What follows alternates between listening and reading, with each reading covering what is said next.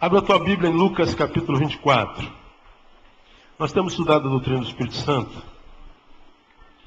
Já aprendemos sobre o que ele é, Deus e uma pessoa. Falamos sobre isso. Aprendemos sobre a sua relação com o mundo, sua relação com a palavra, sua relação com o crente, sua relação com a igreja. E estamos fazendo isso já há 5 meses, quase 5 meses. E a gente vai terminar dezembro, faltam 2 quartas-feiras falando sobre ele. E eu entro de férias em janeiro. Quando eu voltar em fevereiro, a gente continua mais 2, 4, até junho a gente vai falar sobre o Espírito Santo de Deus.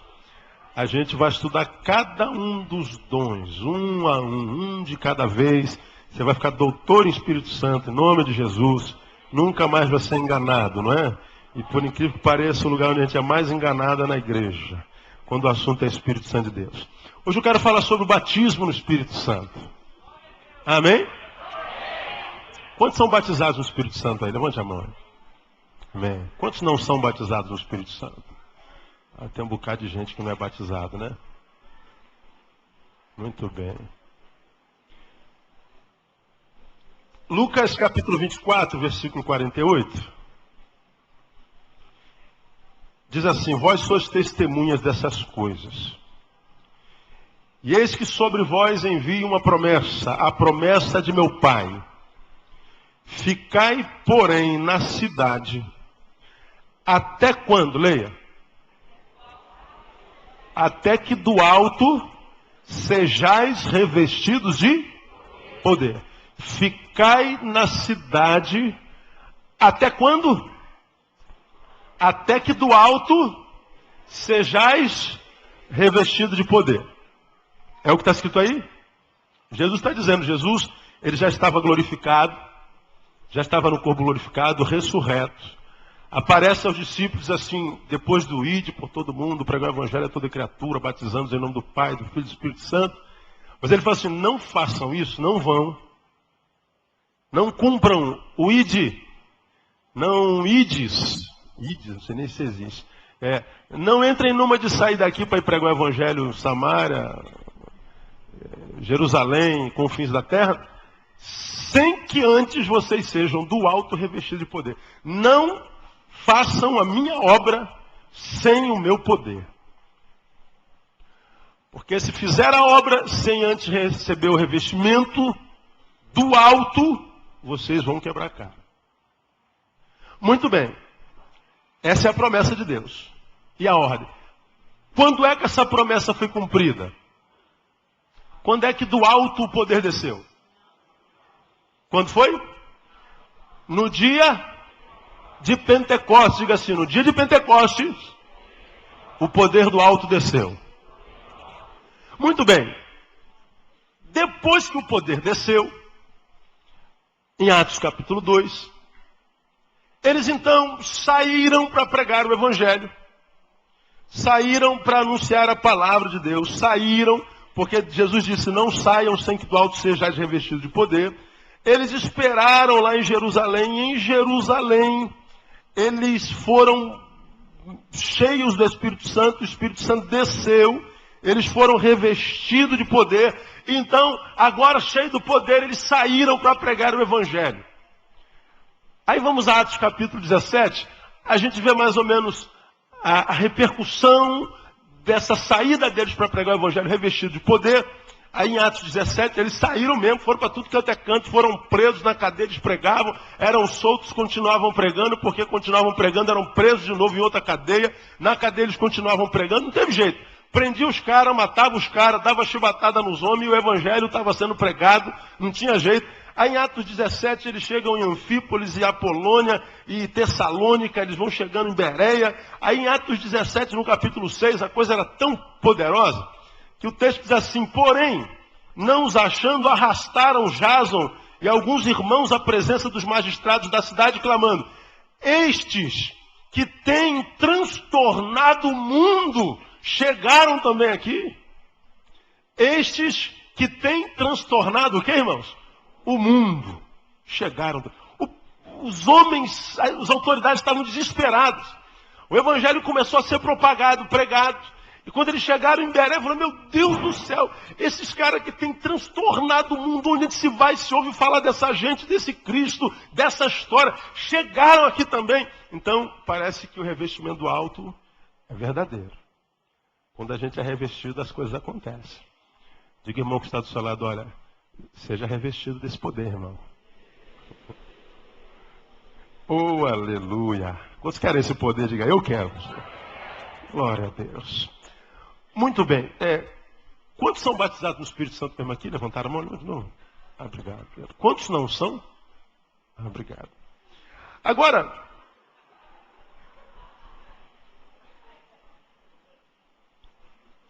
de onde veio a ideia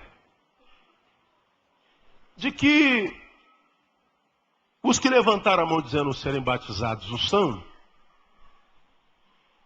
e os que levantaram a mão dizendo não serem batizados não são? De onde veio essa ideia de que uns são e outros não? Quem disse que é? Disse que é por quê? De onde tirou isso? E quem disse que não é? Não é baseado no quê? De onde você tirou que você não é? Quem disse que é batizado, acha que é batizado por quê? Porque fala em língua? Você fala em língua, então você é batizado. E os que acham que não são batizados, por que acham que não são? Porque não fala em língua. Bom, se eu não falo em língua, pastor, então eu não sou batizado.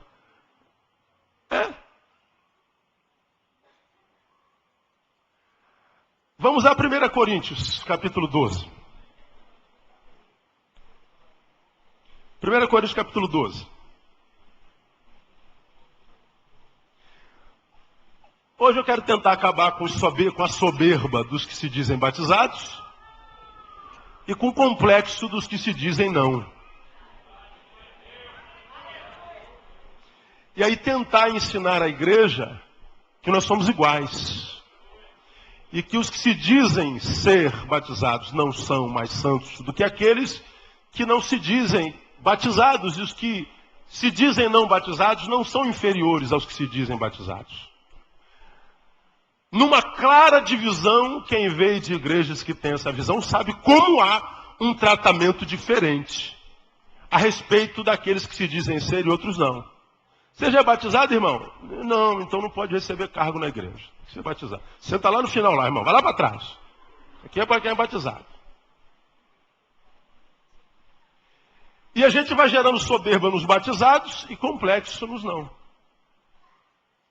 E a gente está dividindo a igreja com a palavra que a gente prega.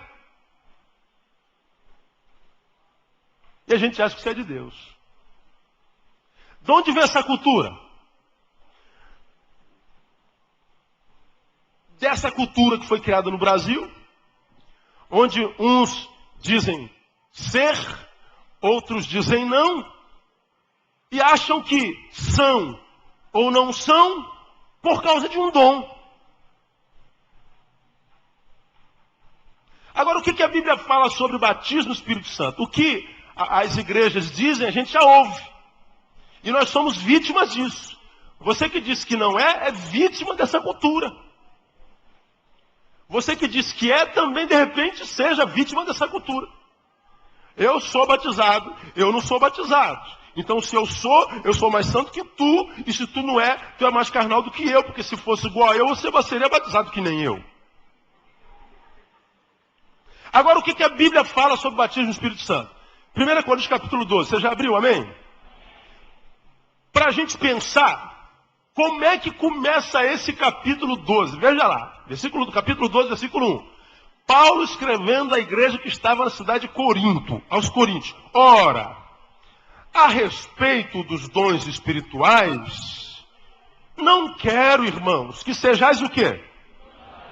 Ignorantes. Leia o livro todo de Coríntios, você vai ouvir Paulo falando assim, irmãos, vocês aqui de Coríntios são muito burros, vocês parece que tem o que na cabeça? Tem unção de Siri? Porque toda vez que eu ouço falar de vocês, quando discutem sobre dons, só vejo abobrinha. Então eu tive que escrever uma carta para vocês, para ver se a gente acaba com essa ignorância a respeito dos dons. Vamos parar com esse negócio de ignorar os dons. A gente está ouvindo tanta abobrinha, rapaz, sobre dom. Aí Paulo escreve essa carta. E a dúvida começava a respeito dos dons mesmos. Dons que nos eram dados ou nos foram dados a partir da recepção ou do batismo do Espírito Santo de Deus. Aí ele vai falando sobre os dons, sobre cada um deles. Vamos falar sobre isso mais adiante. Vamos estudar dom por dom, um por um. Você pode esperar que a gente vai estudar um por um. Aí, quando ele fala da diversidade dos dons, ele chega lá no versículo 12, quando ele fala da unidade dos membros do corpo, assim, porque assim como o corpo é um, e tem muitos membros, e todos os membros do corpo, embora muitos, formam um só corpo, assim também é Cristo. Ele está dizendo assim, olhem para vocês, olhem no espelho, o que você vê? Cabeça, o que mais? Tronco e membro. E o que há dentro, não é? Agora, a unha do dedinho mindinho, porque é só uma unha, deixa de ser corpo por isso? O cérebro é mais importante do que a minha patela? Porque eu sou cérebro, eu não preciso de patela? Porque eu sou cabeça, eu não preciso de perna? Aí a cabeça diz assim, eu não preciso de você, pé. Então, corta o pé. Aí o pé fora fala assim, mané, tá com fome? Anda até lá para pegar comida agora. Paulo começa a explicar, ele vai falando sobre o corpo, e diz, se está no corpo, tudo é corpo. De modo não tem como, estando no corpo, e não receber o pulsar das veias, do sangue que corre no corpo. Tudo é corpo. Porque na igreja de Corinto havia uma ideia de que partes do corpo tinham dons e parte do corpo não tinham dons. Aí uns eram batizados e outros não. Uns tinham o Espírito Santo e outros não. Aí ele pega o corpo, gente, vocês são corpo.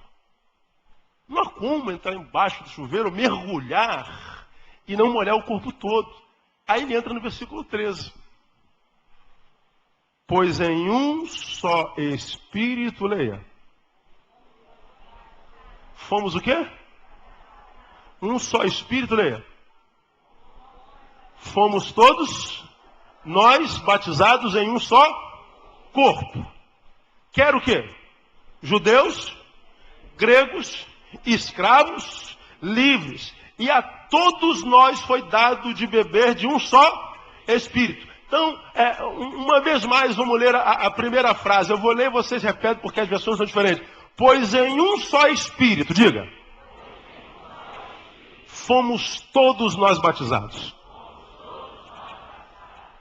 Quantos foram batizados?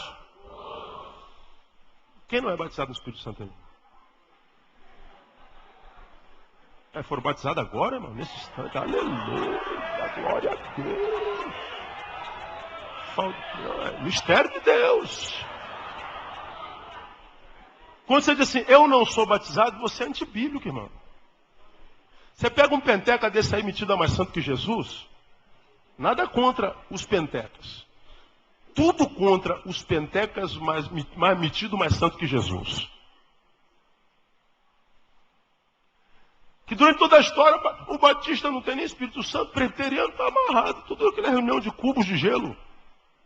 Não foram batizados no óleo, como diz um pastor famoso que tem por aí hoje, ganhando muita grana. Eu conheço gente que não é batizado no Espírito, parece que é batizado ele fala lá, como é que ele fala? Num pote de vinagre. Aí o povo ri, dá glória a Deus, porque eu fui batizado no Espírito, eles são no copo de vinagre. Por que você é batizado no Espírito e eles no copo de vinagre? Porque você diz ter um dom que eles não têm. Agora esse texto aqui diz que todos nós fomos batizados, e para desgraça de alguns, no mesmo Espírito.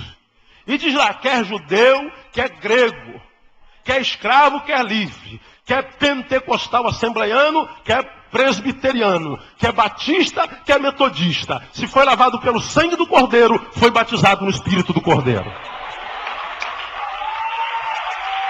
Aí, essa hora já tem um monte de mente assim, rolando, se enroscando no corpo, já odiando isso. Sabe por quê? Porque quando o cara é mal discipulado, ele é batizado, porque ele é do reteté, do fogo, do barulho, né? Quando diz que alguém que ele julgou a vida inteira, para quem ele apontou o dedo a vida inteira, para quem ele sempre acusou com palavras de desagravo, porque nunca apareceu com ele, descobre que até ele, Deus usa e o Espírito Santo usa, ele tem dificuldade de compartilhar o Espírito Santo, porque ele acha que o Espírito Santo é propriedade dele, ele é o latifundiário do Espírito Santo, e aquele irmão é o sem terra do Espírito Santo. Então o latifundiário não compartilha a terra, não é? Por isso que o sem terra invade os latifúndios, não é? Então quando ele sabe assim, ele também é batizado, ele se condói dentro de si. Então, meu irmão, deixa o Espírito Santo tratar de você hoje. Se você se incomoda com essa palavra que eu estou só iniciando, você precisa de cura. Você está doente. Só em saber disso já te incomoda, você está doente. Deixa o Espírito Santo te tratar hoje. Porque quando a palavra começa a incomodar a gente tende a rejeitar a palavra e julgar o mensageiro. Entenda, a mensagem é sempre maior do que o mensageiro, seja ele quem for. O mensageiro é sempre menor do que a mensagem. Então ouve a mensagem. Esquece o veículo dela porque ele não é nada. Ele é vaso, é barro. Agora esse texto diz que em um só Espírito fomos todos nós batizados. Agora o que é mais escandalizante, que essa palavra é dada exatamente à igreja de Corinto, irmão. É isso aqui que me deixa estupefato, me deixa bolado. Porque isso aqui poderia ter sido dito à igreja de Roma, que na minha visão foi a igreja mais saudável entre aquelas para as quais Paulo escreveu e nas quais Paulo esteve. E Corinto foi a igreja mais carnal que já passou na história da humanidade. Sobre esta carta, as duas cartas de Paulo à igreja de Corinto, todas as duas cartas são cartas exortativas, chicote, paulada na cabeça. Paulo, quando escreve, só escreve para consertar, porque o povo não aprendeu nada. E é exatamente para essa bendita dessa igreja que eu vou lhe apresentar hoje, que Paulo diz assim, olha, todos nós fomos batizados no Espírito. E eu acho que ele escreveu para a igreja de Corinto, a mais carnal, vou mostrar para vocês como é que era essa igreja aqui, vou te apresentar a igreja de Corinto. A mais carnal, acho que ele bota isso aqui para exatamente acabar com a soberba de acharmos que a evidência de quem está batizado no Espírito Santo é um dom. Meu irmão, pelo amor de Deus, quando Jesus converteu você pelo Espírito, ele não tirou o teu raciocínio. Você tem que sentar aí e mastigar o que sai daqui. Você não pode ouvir o pastor Neil sem mastigar o que ele prega.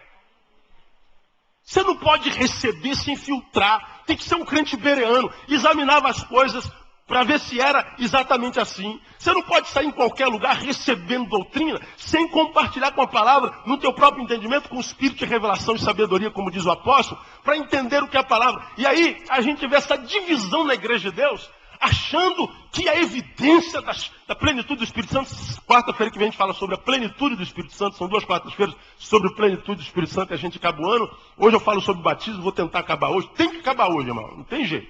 Tem que acabar. Segura sua peteca aí, porque o Espírito Santo vai tratar de você hoje. Né? Então, quando a gente fala, a gente diz assim, a evidência é um dom. Agora, para pensar comigo. Renato, você foi batizado do Espírito Santo, que hoje falou em língua. Amém? Amém? Ajuda no quê para resolver os problemas mundiais? O dom de língua serve para mais o quê? Serve para quê? Falamos na quarta-feira passada assim, en passant. Porque diz que quem fala língua, ninguém pode entender porque ele não fala aos homens. Fala quem? A Deus em mistério. Então quem fala em língua, fala a Deus. E quem fala em língua edifica a quem? A si mesmo. Então quem fala em língua edifica a si mesmo. Então é um dom particular. Aí você fala assim, o Espírito Santo nos enche e a evidência é um dom que só serve para mim. Sendo que a marca do Evangelho, desde sempre, é uns aos outros. O dom nos é dado para servir o próximo, com exceção deste, que é para edificação própria. Aí vem alguém que eu não sei de onde, tira da palavra esse dom, eu vou te explicar por que é esse dom, que está aí no sistema desde sempre, e diz assim, a evidência é aquele dom que só serve para você, não serve para mais ninguém. Que quando você desenvolve na coletividade, impressiona quem está do lado, mas não abençoa ninguém que está do lado, não abençoa ninguém que está na frente, muito menos quem está atrás. E quando acaba a reunião, ele não serve para abençoar o vizinho também que está do lado, nem para abençoar o mendigo que está na porta da igreja com fome. Também não serve para entrar no hospital e consolar o enfermo. Não serve para nada, senão só para edificar a si mesmo. Irmãos, eu sou batizado no Espírito Santo, que tem um dom de língua, vocês querem saber? Nós vamos chegar lá no dom de línguas. Vamos chegar lá. Creio nele creio em todos os dons do Espírito Santo de Deus. Todo. Porque o mesmo Deus que foi ontem, diz a palavra, é hoje e será eternamente. Porque se Deus fazia ontem e não faz mais hoje, Deus mudou. Se mudou, não é Deus. Agora nós temos que entender o método de Deus, o modus operandi de Deus. E aí a gente acha que a evidência do batismo é um dom que só serve para mim. Um dom que na relação social parece quase que egoísta. Ele se manifesta na coletividade, na qual dificilmente deveria se manifestar, porque ele é particular, ele edifica a si próprio. E quando nós nos congregamos para edificação mútua. Está aí em capítulo 12. Então o dom é lá para a tua cozinha, para o teu quarto, na tua adoração individual no meio da coletividade, mas sem pompa, sem projeção, sem imagem, sem nada. Na tua individualidade. É você e você, mas Deus. Agora, se Deus diz assim, não saiam da cidade para fazer nada, sem antes receber poder. Usa o raciocínio. Logo, o poder do Espírito, quando desce sobre mim para quê, Vanessa? Para que eu saia. Para que eu vá. Não vá sem poder. Agora, quando o poder descer, o que eu tenho que fazer? Vá. E o que eles fizeram? Foram e impactaram o mundo inteiro. Então o dom não era para edificação própria. Acabou. Preciso pegar mais alguma coisa? Podemos ir embora? Passar a régua, vamos embora? Tem alguma dúvida a mais? Não tem mais dúvida. Mas para melhorar, eu vou mostrar a você quem era a igreja de Corinto. E para quem Jesus fala assim, todos nós, igreja de Corinto, fomos batizados no mesmo Espírito. Porque quando eu com o meu espírito de toga, que eu tenho dentro de mim e você dentro de você, eu sou tentado a dizer assim, não, Jesus não está bem, o senhor não acordou bem quando disse isso aqui, não é possível. O Espírito Santo não estava bem, não estava sozinho o Espírito Santo. Porque para falar para a igreja de Corinto que ela é batizada no Espírito Santo, vamos ver quem é a igreja de Corinto. Vamos lá. 1 Coríntios capítulo 1. Vamos começar lá do 1. Mas hoje a gente vai acabar um pouquinho mais tarde. Termina 9h30. Me dá mais 15 minutos, amém? Então, com o dízimo, mais 1h30, 10 horas, pronto. Quem tiver que ir embora, vai embora. Deus abençoe você. Glória a Deus. Mas eu acho que aqui vai estar melhor do que em qualquer lugar onde você esteja hoje no mundo. Aleluia. Tem lugar que essa hora está começando o baile. Então, amanhã eu acordo cedo, pastor. Sei, amanhã você tem o melhor dia da sua vida, até depois da manhã. Em nome de Jesus. 1 Coríntios capítulo 1. Você já abriu lá, amém? Vamos lá. Olha que igreja é essa. Capítulo 1, versículos 11, 12 e 13. Pois a respeito de vós, irmãos meus, fui informado pelos da família de Cloé que há contendas entre vós. Quero dizer com isso que cada um de vós diz, eu sou de Paulo, eu sou de Apolo, eu sou de Cefas, eu sou de Cristo. Será que Cristo está dividido? Foi Paulo crucificado por amor de vós? Ou foste vós batizados em nome de Paulo? Ouço que há entre vós contentes. Porque um diz assim, eu sou do pastor Neil. Não, eu gosto do pastor Isaías. Não, eu prefiro o pastor Denilson. Não, eu gosto mais do pastor Miguel. Do pastor Neil eu não gosto não. Não, eu gosto do pastor Neil, não gosto do pastor Isaías. Não, o pastor Isaías é maluco, papai. Eu gosto do pastor Denilson. Nada, Denilson é muito, nada, pastor Miguel. Não, eu não gosto de nenhum dos quatro, é do Hertz. Aí está lá, a divisão. Contenda. Essa igreja era uma igreja dividida. A liderança tinha dificuldade de liderar porque o povo contendia entre si. Era uma igreja dividida. Uma igreja dividida. Vamos ao capítulo 3. Passa uma paginazinha aí. 3, de 1 a 3. Eu, irmãos, não vos pude falar como a espirituais, mas como a carnais. Como a criancinhas em Cristo. Leite vos dei por alimento e não comida sólida, porque não podia suportar, nem ainda agora podeis, porquanto ainda sois carnais. A palavra carnais aí é a palavra sárquicos, egocêntricos. Só vem o seu umbigo, eles estão no centro. Não tinha comunhão. Porque sois carnais. Pois havendo entre vós o quê? Inveja e contendas, ciúmes, não sois porventura carnais e não estáis andando segundo os homens? Paulo está dizendo à igreja de Corinto, era uma igreja carnal, egocêntrica e imatura. Eu sou de Paulo, eu sou de Apóstolo. Imatura, uma igrejinha, de gentinha, de crente medíocre.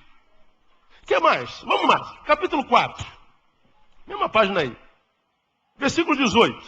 Mas alguns andam o quê? Inchados, como se não houvesse de ir ter convosco. Uma igreja inchada é aquela pessoa que parece que está gorda porque está se alimentando bem? Não, isso é inchaço. Esse crescimento não é crescimento, isso não é gordura, isso não é produto de boa alimentação, isso é inchado, está doente, igreja doente existencialmente falando. Vamos mais um pouquinho, capítulo 5, versículo 1. Geralmente se ouve que há entre vós imoralidade. E tal imoralidade que nem mesmo entre os gentios, entre os incrédulos se vê, ao ponto de haver quem vive com a mulher de seu pai. Quem é a mulher do pai? Quem é a mulher do teu pai? É tua mãe, no caso é a madrasta. Na igreja, tinha um afilhado que tinha um caso com madrasta. Paulo estava longe e sabia. Alguns da liderança da igreja tinham conhecimento, mas não tinham coragem de peitar. Sabe por quê? Porque de repente eram antigos da igreja. Davam dízimo muito alto. Acontece por aí hoje, não? Tem liderança que tem medo de peitar, presbítero, diácono, fundadores. Você já viu isso em algum lugar, não? Pois é, né? Tem medo. Sabe por que tem medo? Rabo preso, desculpa o termo. Está devendo. Essa igreja era uma igreja cheia de imoralidade. Uma igreja de gente conivente. Imoralidade que nem entre os incrédulos se vê. Mas vamos continuar. Não vou comentar não. Capítulo 6, versículo 1. Ousa algum de vós, tendo uma queixa contra o outro, ir a juízo perante os injustos e não perante os santos? Ou não sabeis vós que os santos hão de julgar o mundo? Ora, se o mundo há de ser julgado por vós, sois porventura indignos de julgar as coisas mínimas? Não sabeis vós que havemos de julgar os anjos? Quanto mais as coisas pertencentes a essa vida. Está falando de uma igreja sem liderança, gente incapaz de julgar entre os irmãos. Era o irmão que tinha um caso com o outro, brigou porque foi tirado de um cargo, foi posto outro, aí ia para a justiça comum. Aí ia julgar um juiz incrédulo, um advogado incrédulo, um promotor incrédulo, um acusador incrédulo, todo mundo incrédulo, e por causa dos incrédulos julgando os santos, a igreja e o nome de Jesus vai para o ralo. A gente vê isso acontecer todo dia, irmão. Todo dia. E aí não há capacidade de julgar, de chegar num acordo comum, falta de liderança, igreja sem liderança. Igreja sem maturidade, capacidade de discernir e de traçar caminhos. Tinha que pedir ajuda dos incrédulos. O que mais? Capítulo 7, versículo 1. Ora, quantas coisas que me escrevestes, bom seria que o homem não tocasse em mulher, mas por causa da prostituição tenha cada homem sua própria mulher e cada mulher seu próprio marido. O marido pague à mulher o que lhe é devido, do mesmo modo a mulher ao marido. E nesse capítulo 7 inteirinho, Paulo vai ensinando aos da igreja de Corinto como é ser casado à luz da palavra. Porque o povo não sabia o que era casamento. Lê esse capítulo, você vê dúvidas sobre o casamento. Marido não sabia o que era ser marido, mulher não sabia o que era ser mulher. E os pais não sabiam o que é ser pais. E os filhos não sabiam o papel dos filhos. Uma igreja com as famílias esboroadas, acabadas. Famílias adoecidas, cheias de dúvidas sobre o casamento. Capítulo 11. Gente, tem uma criançada aí que está competindo comigo hoje. Mãe, veja esse meu aviso como misericórdia. Capítulo 11. Cadê? Capítulo 11, versículo 17. Nisto, porém, que vou dizer-vos, não vos louvo. Olha Paulo como é que é bom, os irmãos. Eu estou mostrando para vocês, todo capítulo tem uma acusação. Aonde que Paulo tinha louvor sobre essa igreja? Até agora nenhum. Mas aí ele fala assim como o pai, olha irmãos, nisso que eu vou falar para vocês, eu não tenho como louvá-los. Mas aonde é que louvou? Não tinha motivo nenhum. Nisso que vou dizer, não tenho por que louvá-los. Porquanto vos ajuntais, não para melhor, mas para quê? Para pior. Veja, a igreja de Corinto, quando se ajuntava, ao invés deles melhorarem uns aos outros, o que acontecia? Você vinha para a igreja e voltava pior. Já aconteceu alguma vez isso? E ele fala sobre a qualidade da liturgia e depois fala sobre a ceia. Mais adiante ele diz assim, porque você nem na ceia vocês respeitam? Vocês vêm para a ceia? Leia isso aí em casa. Alguns bebem tanto que saem como? Aleluia, glória a Deus. Aleluia. E o outro sai com sede. Pô, pastor, o cara bebeu o vinho todinho, não chegou nem aqui. Os diáconos vieram se dividindo, o cara pegou 10 tacinhas, bebeu tudo. Tá bêbado, eu estou aqui com sede. O cara ia para a igreja e saía da ceia embriagado. Qual era o resultado disso naquela igreja? Versículo 30. Por causa disso, há entre vós o quê? Muito fracos, enfermos e muitos que já morreram. Essa é a igreja de Corinto. Mas tem mais. Capítulo 12, versículo 1. Ora, a respeito dos dons espirituais, irmãos, não quero que sejais o quê? A igreja não sabia nada de dom. Ignorante. Para a gente terminar a biografia da igreja de Corinto, veja o capítulo 14, versículo 40.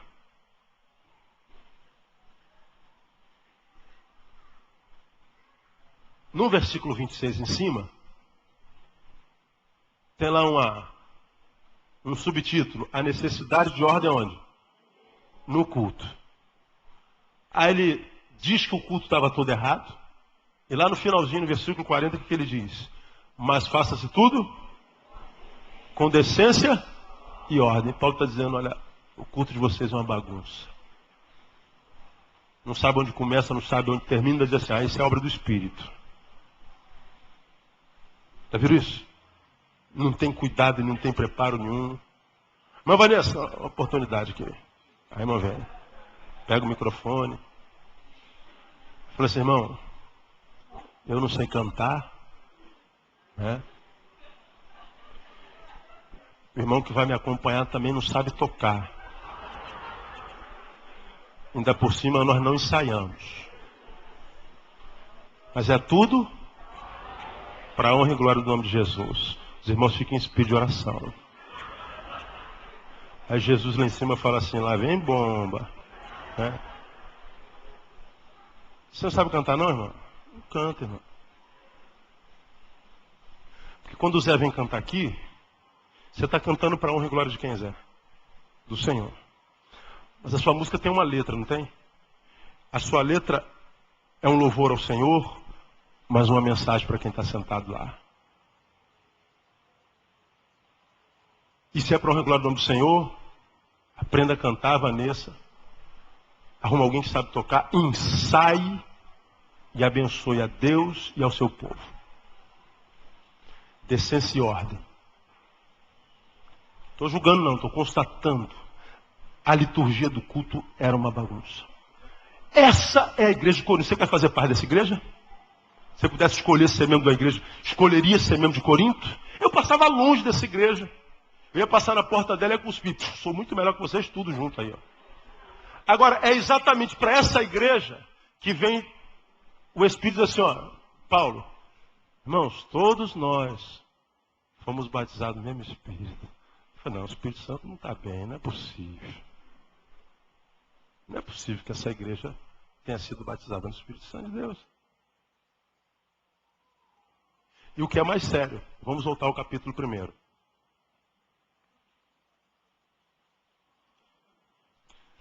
Deu para conhecer a igreja, não deu? Pois bem, veja aqui que Deus diz a respeito dela. Capítulo 1, versículos 1 e 2. Paulo, chamado para ser apóstolo de Jesus Cristo pela vontade de Deus, e o irmão Sóstenes. Aí ele diz assim, a igreja o quê? De Deus que está? A igreja de Corinto era de quem, irmão? A igreja de Deus. Essa coisa aqui era de Deus. Essa coisa aqui era de Deus e os que a compunham eram batizados no Espírito Santo. Como é que o Espírito Santo batiza a gente assim?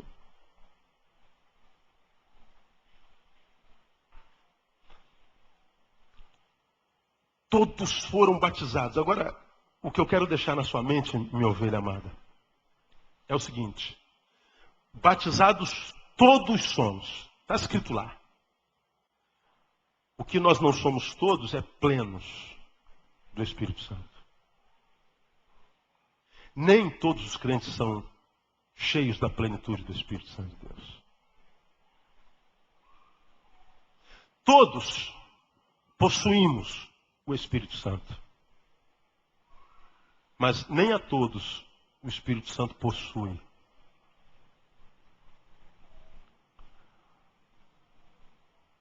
Quem é que o Espírito Santo possui? Aquele que se submete a ele integralmente e diz, tu és o meu Senhor, faça de mim o que você quiser.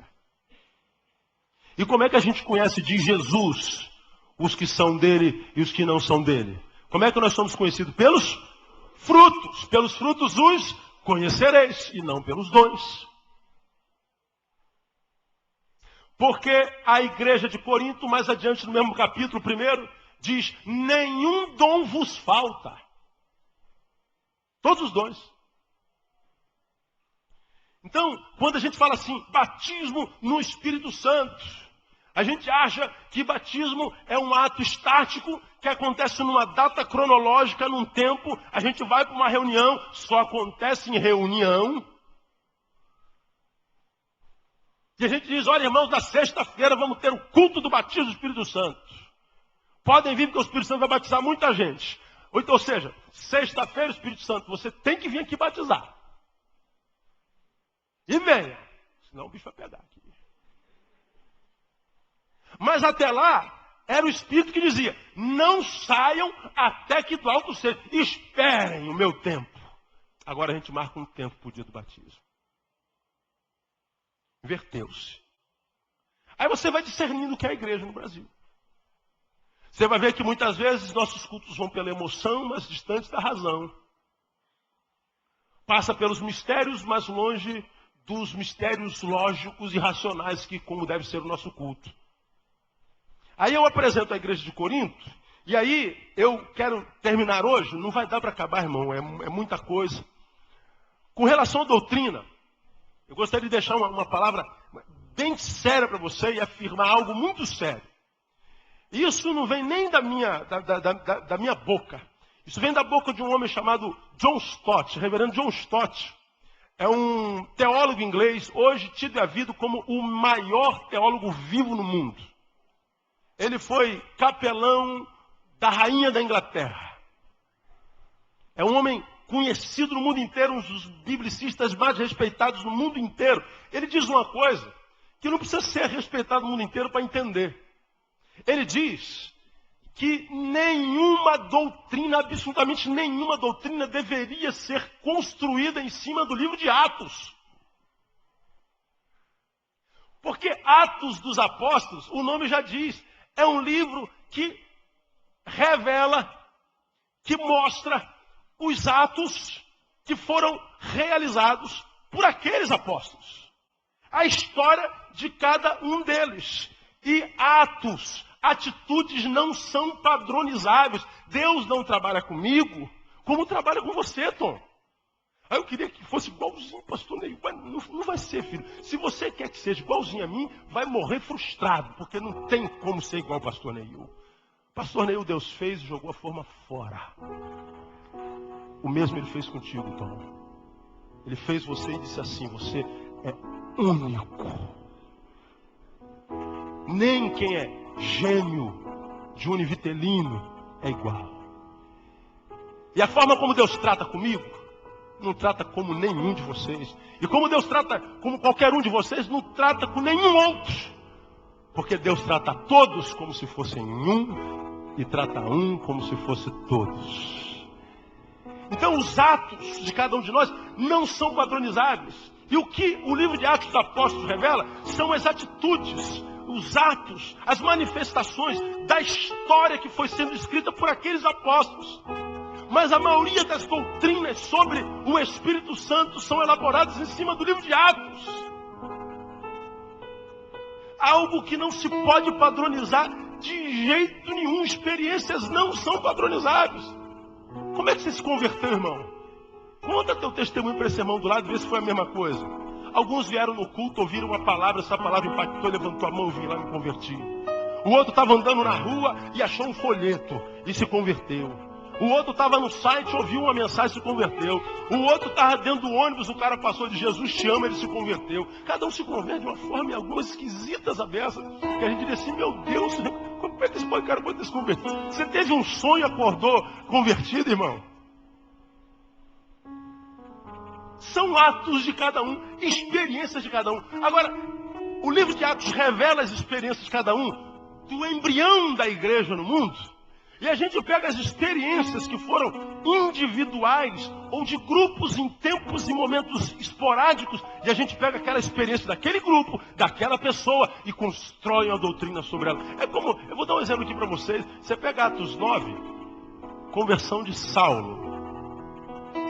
Saulo, perseguidor da igreja, você que é crente aí, doutor em Bíblia sabe. Aí ele entra lá naquela estrada de Damasco. Aí ele está no cavalo dele. O que acontece, irmão?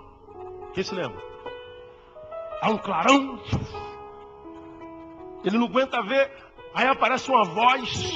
O que a voz diz? Saulo, Saulo, por que me persegue? Aí diz o texto que os soldados ficaram terrorizados porque viram a luz, ouviram a voz, mas não viam ninguém. E Saulo cai do cavalo. Cai do cavalo, quando tenta ver, ele descobre que está cego. Aí Deus diz que vinha alguém que ia guiar Paulo e tal. Para Paulo. Aí vamos criar a doutrina da soteriologia, a doutrina da salvação. Aí a gente vai lá em Atos, criar a soteriologia em cima da experiência de Paulo. E a gente vai criar uma doutrina assim, irmãos. Jesus quer salvar a todos. Aleluia. Como é que é o processo da salvação em nós? A verdadeira conversão, primeiro, se dá quando a gente vê uma luz descer do céu. Porque se você pensa ter sido salvo, mas não viu uma luz descer do céu, você está enganado, irmão. Você está perdido.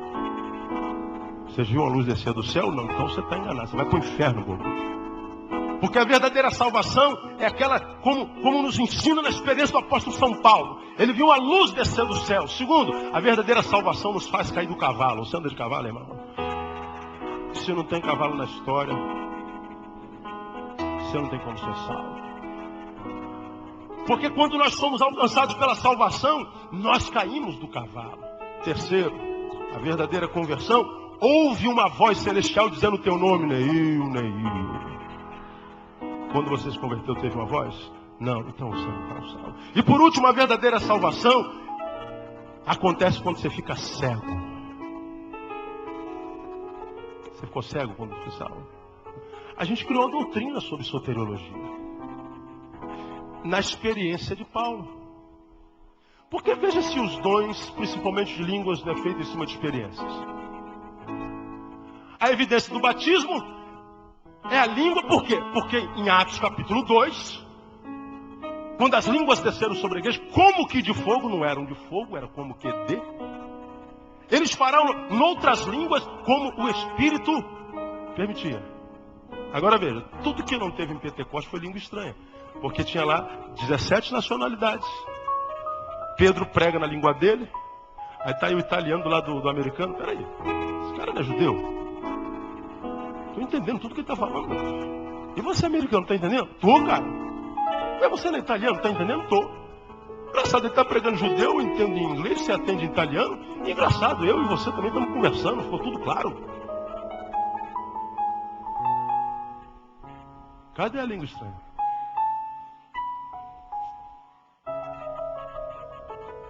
Aí nós vamos em Atos capítulo 19, os discípulos de Samaria. Então, vocês foram batizados no Espírito? Que Espírito? Não sei nem que existe Espírito. Nem ouvi falar. Que batismo vocês foram batizados? No batismo de João. Bom, então vocês vão ser batizados no Espírito Santo, seja batizado. Aí diz que eles falaram noutras línguas como o Espírito concedeu que falassem. Então teve a experiência dos de Samaria, teve a experiência de Pentecostes, mais uma ou duas, como os da casa de Cornélio.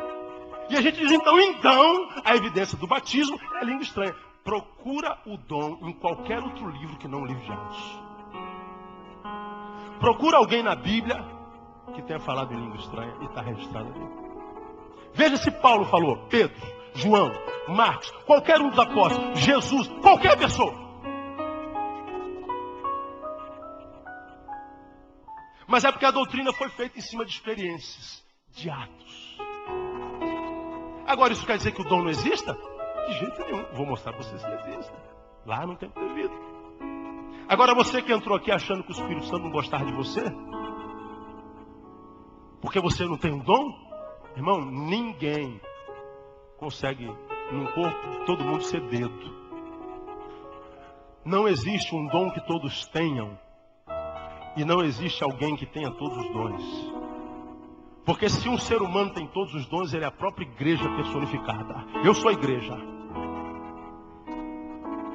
Agora, por que ele não dá todos os dons a uma pessoa só para que nós possamos trocar mutualidade, solidariedade, evangelho uns aos outros?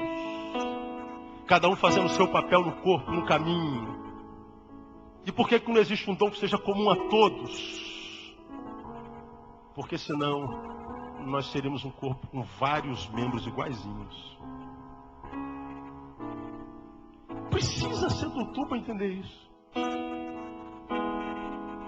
Então, a evidência não é essa. O Espírito Santo nos é concedido. Isso é fato. E quando é que esse Espírito Santo nos é concedido? Romanos capítulo 10, versículo 17 diz: a fé vem pelo ouvir o quê? A palavra de Deus. E Gálatas capítulo 3, abre lá, já estamos terminando. Quero pedir perdão pelo horário, mas é de Deus isso, irmão. Gálatas capítulo 3.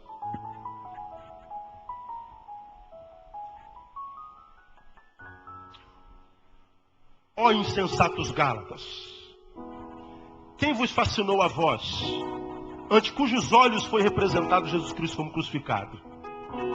Só isto quero saber de vós: foi por obras da lei que recebestes o Espírito? Ou pelo ouvir com fé? Foi por obras da lei que recebestes o Espírito? Ou pelo ouvir com fé? É pelo que a gente recebe o Espírito? Pelas obras da lei?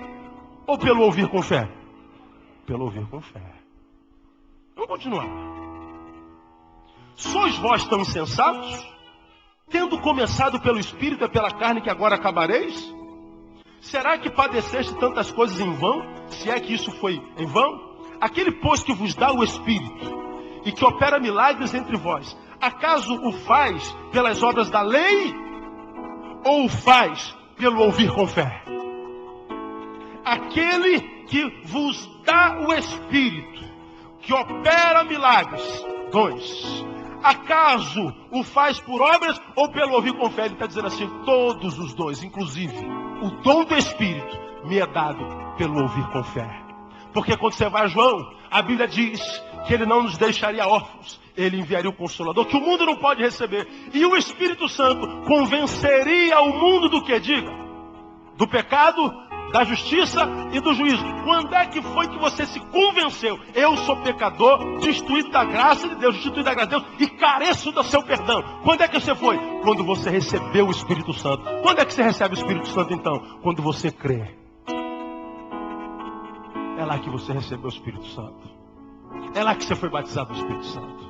É lá que você foi mergulhado nas águas do Espírito. Agora, compete a você crescer na graça e no conhecimento desse Espírito Santo. Buscar a plenitude, o enchimento. E isso é gradativo. É à medida que a gente caminha com Deus. Isso é muito claro na palavra de Deus. Não tem como não entender isso. O texto afirma que quando ouvimos a palavra, ela produz fé no coração. Ouviu-se a palavra, produz fé. E o Espírito vem sobre nós, acontece no ato da regeneração. Que é confirmado com Atos 10:44. Veja lá, Atos 10:44. Se você quer uma experiência que confirme isso, Atos 10:44 diz exatamente assim.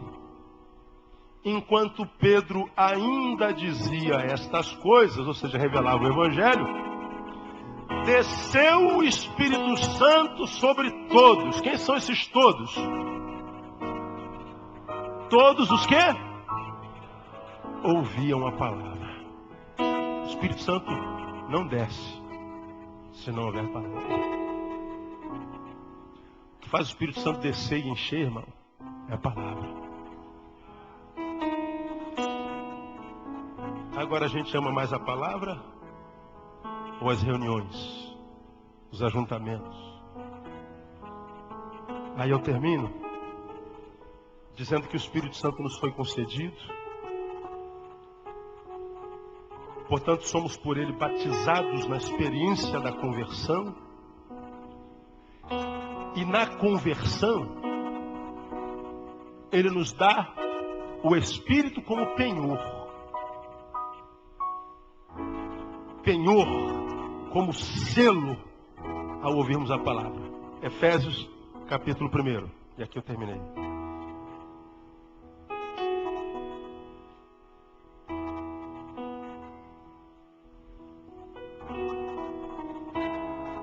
Efésios 1:13.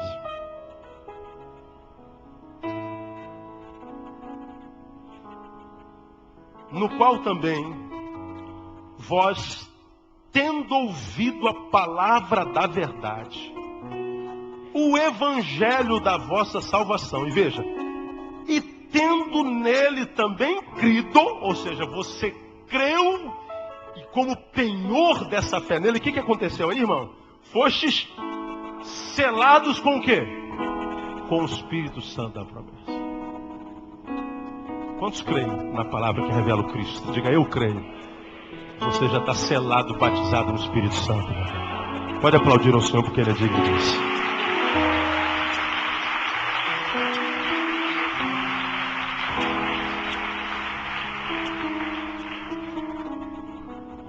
Todavia não está na plenitude dele se não buscar a plenitude. Eu não sei como é que foi a história de vocês.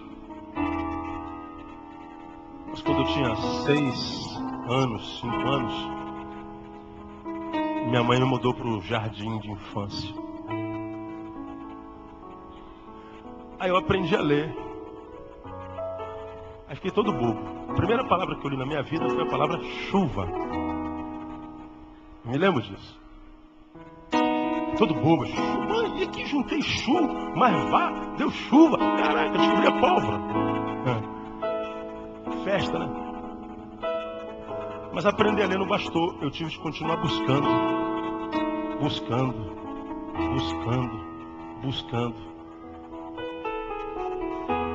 E à medida que você vai buscando, você vai conhecendo. E se continuar buscando até a morte, você vai conhecendo até mais e vai descobrir que ainda tem muito por conhecer. Nas ciências humanas, imagina quem busca mas ciências espirituais em Deus. Agora, crentes que não pegam na palavra, irmão, não tem palavra de graça sobre a vida da mulher, do filho, só porque muda a roupa, bota aquela roupa feia, muitas vezes que a gente vê por aí.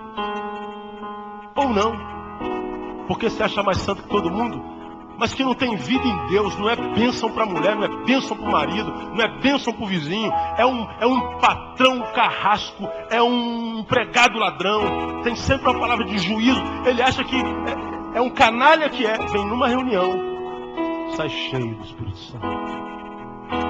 Oh, irmãos, estou cheio. Como? Porque esse copo meu aqui, irmão, está cheio de água, dá para ver? Pois bem, se eu jogar essa água fora aqui, aí não aguento. Calma aqui, Márcio, bebe aí. Bebe aí, voluntário, bebe e me dá o copo, bebe e me dá o copo, filho. Não, bebe tudo, filho, bebe tudo. Tô doente não, mas semana você vai achar até dinheiro no chão hoje, rapaz. Vai dessa água aqui. Essa água alimenta. Imagina comigo, raciocínio. Aí eu descubro que aqui hoje de manhã passou um ratinho, porque eu me ajoelhei aqui e vi um cocôzinho de rato. Pequenininho assim. Aí eu jogo esse cocôzinho aqui dentro d'água, dentro do copo. Aí eu pego aquela água geladinha lá, jogo aqui dentro. Então tem meio litro d'água e 1 milésimo de cocôzinho de rato. Você bebe? Não. O copo está cheio. Essa água presta? Não. Então, para que aquilo que enche o copo abençoe, eu tenho primeiro que esvaziar o copo, limpar o copo, lavar o copo, para que o que encha não se perca. Para que haja o enchimento do Espírito, tem que haver o esvaziamento do homem. Aí o santão entra, um canalha safado sem vergonha, e sai cheio do Espírito Santo. Até quando? Até quando? Temos no Brasil, um Brasil de ex-crentes. 35 milhões de crentes no Brasil, 46 milhões de ex-crentes. Como ex-crente? Não existe ex-crente. Nunca foi crente. Você foi membro de uma igreja evangélica. Porque aquele que morreu e ressuscitou não deseja voltar para o túmulo. Aquele que era cego e pôde ver não quer voltar para as trevas. Quem conheceu o amor e teve frutos dele na vida não quer voltar para o ódio. Sabe por que voltou? Deixou de ser? Porque nunca foi. Você teve experiência com a doutrina. Você teve experiência com moralismo, com comportamentalismo evangélico, mas com Deus, do povo de Deus, você não teve. Por isso que existe um monte de crente frustrado aí. Te ensinaram errado, meu irmão. Ah, o senhor é dono da verdade. Não estou falando que sou dono da verdade.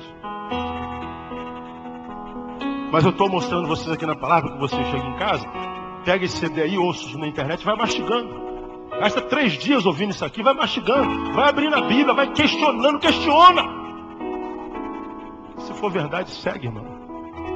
Porque a verdade vai te levar para um lugar bom, porque Deus que a gente conhece diz, eu sou o caminho, eu sou a... Acabou. Eu sou a verdade. E quem conhece a verdade não tem dúvida, irmão. Porque a verdade não deixa dúvida nunca. Ela dissipa toda a dúvida. E o que a gente vê no Brasil, a gente confusa. Eu não sou batizado. Você é batizado no Espírito Santo de Deus. Porque você faz parte do corpo. E não há no corpo um lugar onde o sangue diz, eu não vou correr nesse dedo. Esse dedo está muito amassado. Pastor, eu não vou correr no seu dedão, que é um dedão muito chato. Eu vou correr só nos outros 4 que existem. Você faz parte do corpo de Cristo, creu nele pela palavra, amém? O sangue do Cordeiro corre na tua veia, irmão. Você é batizado no Espírito Santo de Deus. Todos nós fomos batizados. Mas eu estou vivendo meio errado, pastor. Corinto era pior do que você. E era batizado. Mas você precisa se encher do Espírito Santo de Deus. Quarta-feira a gente fala sobre isso. Como é a plenitude do Espírito Santo. Como é que eu me encho do Espírito Santo. E aí, irmão? Cheio do Espírito é só ir para a galera. Toma posse daquilo que você tem direito em Cristo Jesus. Deus abençoe você, te dando sempre espírito de revelação e de sabedoria, para que você não seja confundido e ande em vitória pelo Espírito Santo de Deus, para a glória de Deus Pai, no nome de Jesus. Recebe essa palavra? Um aplauso ao Senhor por ela. Vamos ficar em pé, amados.